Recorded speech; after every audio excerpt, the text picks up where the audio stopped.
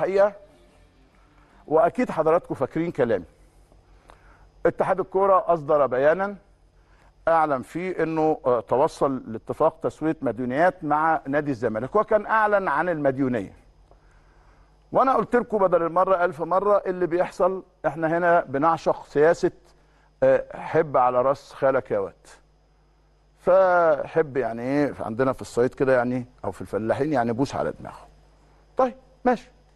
فمشكورا نادي الزمالك بعت وفد عشان يشوف موضوع المديونيه، وجاء بيان اتحاد الكوره كالتالي: في اطار الامتثال للوائح يعلن الاتحاد على التوصل الى اتفاق مع نادي جده مع نادي الزمالك، خطوه جاده وايجابيه في هذا المسار. تضمن الاتفاق تسويه جزء كبير من المديونات المستحقه عن سنوات سابقه وسداد الالتزامات الماليه الحاليه، الى جانب الاتفاق على جدول زمني لسداد المديونيه، وذلك لضمان استيفاء معايير الترخيص الاجباري للمشاركه في البطولات الافريقيه موسم 2025-26. ويعد هذا الاتفاق نموذجا لتطبيق معايير نظام التراخيص، ويعكس التزام نادي الزمالك بتهيئه اوضاعه الماليه بما يتوافق مع متطلبات التراخيص.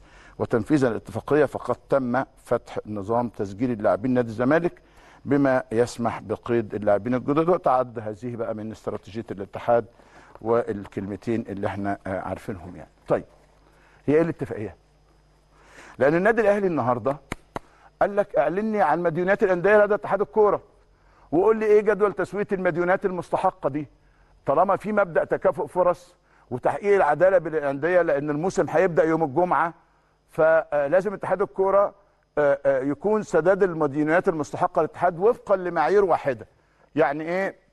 المبالغ المسدده او المؤجله متساويه لكل الانديه.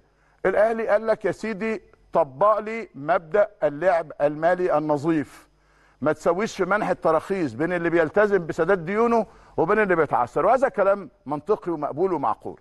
انا لا اهاجم احد، لكن انا بتكلم على كلام الاتحاد ان احنا بنضع نقطه نظام. نقطه نظام ايه هي نقطه النظام؟ انه حضرتك لو سمحت من فضلك قول لي هي المديونيه كانت كام؟ هو الدفع كام؟ هو فاضل كام؟ التقسيط شكله ايه؟ لان انا دايما بقول لك هنا ايه اللي بيحصل. ايه بيجي يقول لك حب على دماغه، بوس على دماغه، اكتب لي شيكين يا عم، اكتب شيكين سدد لي. ودي القصه كانت برضه فاكرين مش عارف احمد بالحج وكان مين، وكانت قصه وحدوته، وفي الاخر مش عارف وبالليل وهيصه والسوشيال هاصت والحدوته، ولدرجه ان انا اصلا ما كانش لي علاقه باتحاد الكوره. قال لك شوبير اللي معطلها. يا ابني انا ماليش علاقه، ده انا بره الاتحاد بقالي 630 سنه. لا هو اللي معطلها فين؟ انا مش مهم برضه، كل ده مش مهم. لكن في النهايه ما تعرفني، ما خلي الامور كلها على عينك يا تاجر. في فرنسا هبطوا نادي ليون، وبعدين جات له اداره جديده، دفعوا فلوس، لغوا انه يهبط. في انجلترا نادي مشارك في دوري المؤتمر او في الدوري الاوروبي، لا طلعوه بره لانه مش عارف في كريستال بالاس، لانه في مش عارف شك انه ليه ارتباط بنادي تاني مشارك، وهكذا. فما ينفعش.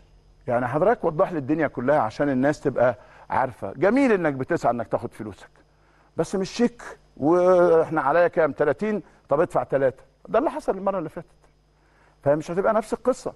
الاتحاد عامل خطوات جيده وانا بشيد بيه بقالي فتره، وبشيد بالرابطه بقالي فتره، لكن في نفس الوقت لا اكمل صح. طب انا كمان كنادي اهلي، طب انا ادفع ليه؟ طب ما انا هعمل زيك، ما انا ادفع 10% ولا 15%. ما انا عندي ارتباطات كتيره جدا ما بين مدربين وما بين لاعبين وما بين مستحقات وما بين مكافآت وما بين سفريات وما بين طائرات خاصه وما بين مكافآت وحاجات كتيره جدا يعني. طب ما ناخد نفس انا كمان شويه يعني. طيب تعالوا نبدا بفقره حصري مع شوبير. عندي اكتر من خبر هيهمكم جدا النهارده. بصوا يا جماعه، الحقيقه يعني انا بعد اقرا شويه كده في السوشيال ميديا. انا مش خبير على فكره يعني، بس انا مثلا بحب اكتب على تويتر اللي سموه اكس دلوقتي، بس انا احب اخليه تويتر يعني. احب اتابع اللي مكتوب عبر السوشيال ميديا، الصفحات والمواقع والحدوته. فلقيت حمله على اشرف داري. اشرف داري ماشي، اشرف داري مش مكمل، الاهلي تلقى عرض، الاهلي موافق على العرض بتاع اشرف داري، بس اللي يكون العرض كويس والفلوس كويسه. يا جماعه هذا الامر غير صحيح. الاهلي متمسك تماما باستمرار اشرف داري مدافع الفريق، وريبيرو شايفه واحد من العناصر المهمه جدا ومش هيستغنى عنه على عكس ما اشيع. يعني ولا الولد عايز يمشي، ويعني اذا كانت في عروض فهي عروض كده مش العروض اللي يعني كبيره يعني. فالاهلي قال لك لا، اشرف داري مكمل مع الفريق، والاهلي لا يتفاوض بشان خروجه من النادي الاهلي. انا قلت اخلص لكم قصه اشرف داري من اخرها باذن الله.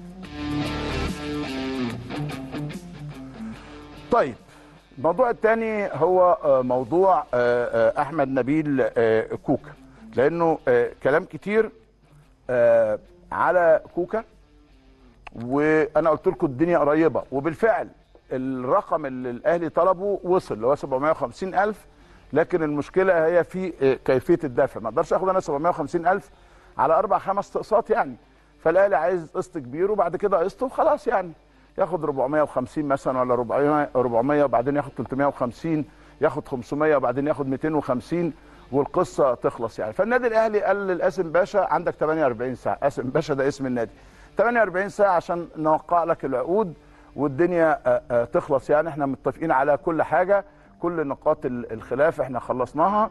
المفروض كانوا يوقعوا من امبارح او اول، لكنه فوجئوا ان النادي التركي انقطع عن اتمام الصفقه. قال لك اصل في اجازات اسبوعيه في تركيا سبت وحد، فالاهلي قال لهم يا عم معاك 2 و3 كمان، اذا ما كانش موجود خلاص يبقى خلاص، عشان الولد يركز. وكوكا من اللعيبه المهمين في النادي الاهلي عموما، في الاهلي او في قاسم باشا كوكا مكسب لاي فريق.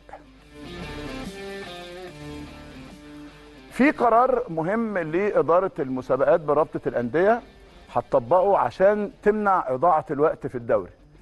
هتعمل ايه بقى؟ هتلزم الانديه وهتلزم حاملي الكرات ان هم يحطوها في اماكن معينه هيحددوها من خلال اقماع ارشاديه، ال10 كور يتحط هنا وهنا وهنا، بدل ما يستنوا الكوره وبعدين الولد ياخدها وبعدين ما يجيبهاش لا، الولد يجيبها يحطها هنا وخلاص، عشان نقلل من موضوع اضاعه الوقت ولا حدوث مشاكل. وده معمول بيه على فكره في الدوري الانجليزي. انا شايف انها قصه جيده، ونتمنى انه تبقى الامور احسن واحسن خلال الفتره القادمه. دي اخبارنا الحصريه.